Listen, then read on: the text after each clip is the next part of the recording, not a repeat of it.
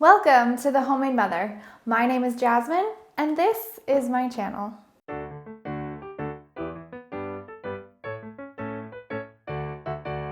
Okay, guys, I know what you're thinking. You took your entire kitchen and put it on the counter in order to scare you.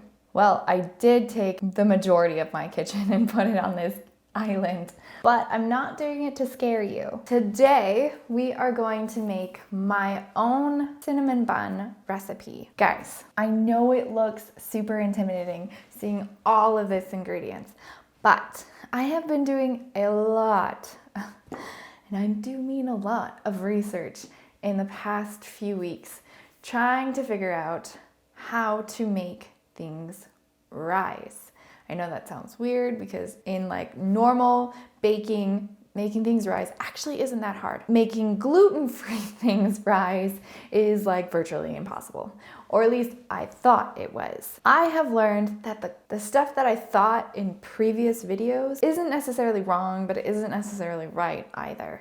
So I've been working on finding recipes for things that will actually rise and turn out and not be dry and not, be better than good enough for gluten-free. So today we are making cinnamon buns, and it will require a decent amount of ingredients, but just trust me on this, it will turn out and it will be almost pretty gosh darn close to Cinnabons. Enough yammering, let's get to baking. So the first thing we're going to do is we're going to take our milk. I use silk milk. It's the best. It's coconut. It just works. It doesn't have too strong of a flavor. We're being dairy free, la la la. Okay, so my milk is warmed to 90 degrees. It is so freaking important that you know what temperature you are warming your water or your milk to, especially if you're going to put some yeast into it. Because I have learned, one of the things that I have realized is that if your milk is too warm, you kill the yeast. If it's not warm enough, well, your yeast is not going to produce what you want it to produce. So I have a cup and an eighth of milk. I know that sounds really weird, but in Canada, especially where I live, it's super dry. So normally a cup would work, but I need just a little bit extra. So what you're gonna do is you're gonna take 2 tablespoons of honey, and you're going to throw it in. Oh gosh, this is gonna be torturous. You're gonna throw this milk, throw the milk into the honey. Throw the honey into the milk. Thank you. I think I need to invest in like an actual like mini spatula. It's funny that out of all of the baking things I own, a mini spatula is not one of them. Now you're gonna stir your honey into your milk. You wanna try to dissolve the honey as much as you can. And then you're going to add your active dry yeast. All right, now you're gonna set that aside and let it do its thing. So now what we're gonna do is put all of our dry ingredients into the bowl. We're gonna start with cassava flour, and we're gonna put a cup of cassava flour into here.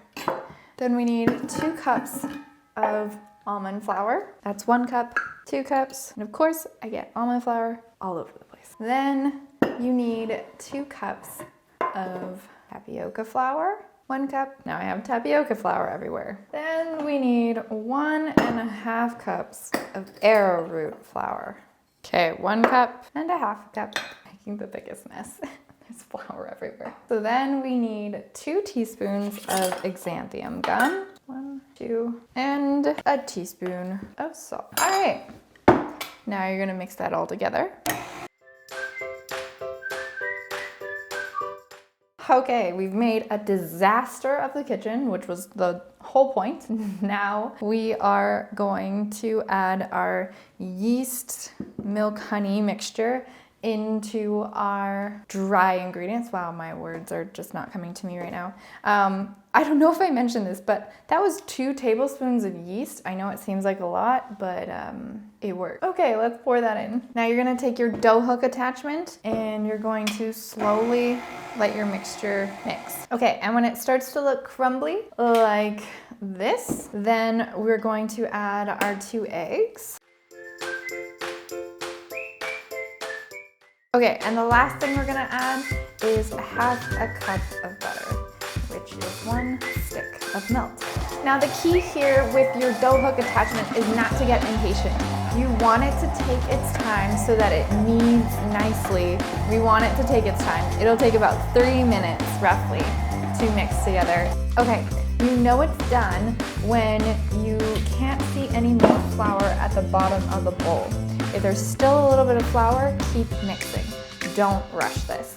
It's so important that you give the dough time to knead together. Okay, once you have your dough made up, what you're gonna do is you're actually gonna split your dough in half.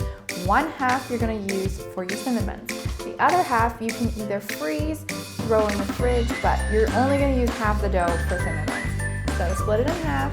Now, what you're gonna do, I haven't split mine in half. So, take half of this. This dough looks amazing. Okay, so the next thing we're gonna do is we're actually gonna make our cinnamon mixture. So you need another half cup of butter, half a cup of brown sugar, packed.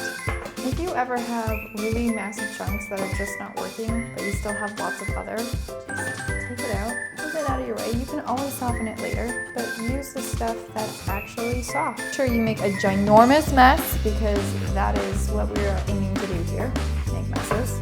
Okay, and then you want 4 teaspoons of cinnamon. Normally I'd use my spatula, but honestly, I find it a lot easier to mix up the mixture with my hands. Just make sure your hands are clean when you do it, so otherwise it's nasty. Now you got your cinnamon mixture, we're going to take our dough. While I still recommend throwing flour down, you also want to have something that will help you roll at the end because it makes it so much easier and you'll just get less angry, let's just say that.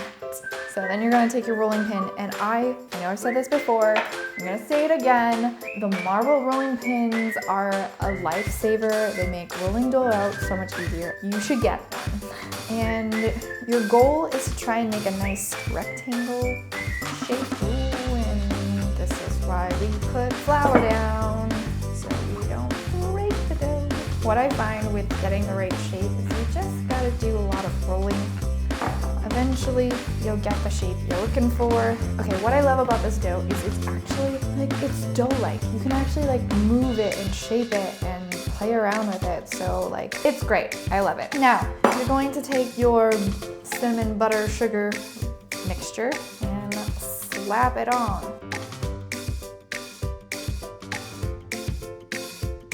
All right, what you're going to do is you're going to start rolling the edges.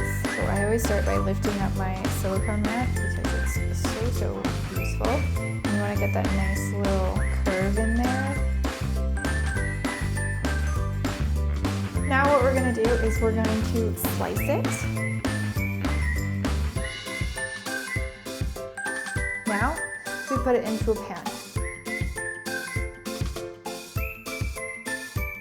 All right, so our cinnamon buns rose. They look nice and puffy. We're just gonna put them in the oven at 400 for 45 minutes. And while these guys are cooking, we're going to make the glaze that goes on top. So let's do this. So our cinnamon buns are in the oven baking, and you can smell them, they smell amazing. So we are going to make the glaze that you put on top. Start with a 3/4 cup of icing sugar, a 1.5 tablespoons of heavy cream. I use, again, coconut cream. Okay, and then we need a teaspoon of vanilla. And then I'm gonna add 3 tablespoons of butter. There you have it. We have our icing. Now we just gotta wait for our cinnamon buns to cook, and then we will be good to go. Oh my goodness, guys. This cinnamon bun, it looks so good. Damn, it looks good. But you know, what makes it better though is a good dollop. There you have it. Delicious, frick delicious. Gluten-free, dairy-free cinnamon bun. Yeah, I'm just gonna sit here and eat this. That's it for today's video. We'll see you next time when we make something a little bit more homemade. Ta-ta for now.